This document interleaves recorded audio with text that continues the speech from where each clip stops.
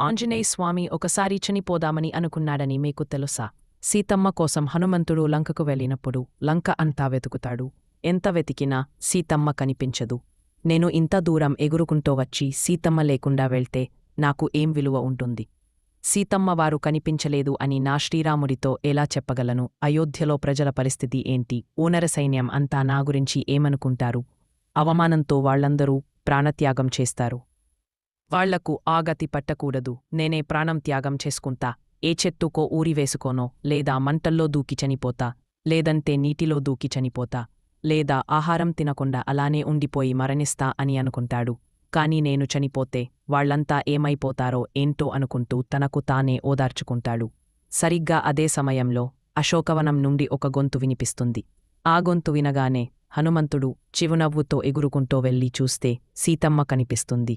Friends, జై శ్రీరామ్ అని comment చేయండి.